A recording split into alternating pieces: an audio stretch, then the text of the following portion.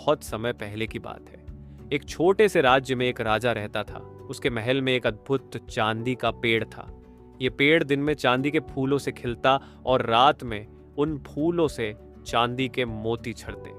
राजा इस पेड़ की बहुत देखभाल करता था।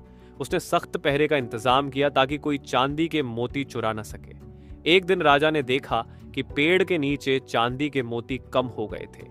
यह देखकर राजा को संदेह हुआ कि कोई चोर महल में घुस आया है।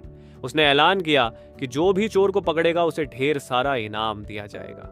राजा के बड़े बेटे ने इस चुनौती को स्वीकार किया और रात में पहरा देने का निर्णय लिया। लेकिन आधी रात को उसे गहरी नींद आ गई। सुबह देखा तो फिर से कई मोती गायब थे। इसके बाद राजा के दूसरे बेटे ने पहरा दिया, लेकिन वही हुआ। अंत में सबसे छोटी बेटी राजकुमारी राधा ने कहा, मैं पहरा दूंगी और चोर को पकड़ूंगी। राजा को उस पर विश्वास नहीं था क्योंकि वह उसे कमजोर और नादान समझता था। लेकिन राधा ने जिद की और आखिरकार राजा ने उसे अनुमति दे दी। राधा ने रात भर जागने की ठानी। उसने अपनी आंखों में नींद भगाने के लिए ठंडी पानी से बार बार चेहरा धोया। आधी रात को उसने देखा कि आसमान से एक काली बिल्ली आई और चांदी के पेड़ के पास जाकर मोती चुराने लगी।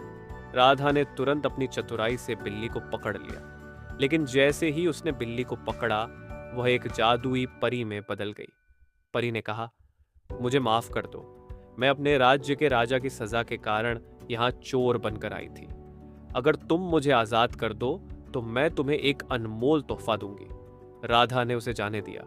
परी ने राधा को एक जादुई हार दिया और कहा, यह हार तुम्हें हर संकट से बचाएगा। परी के जाने के बाद राधा ने सारा किस्सा अपने पिता को सुनाया।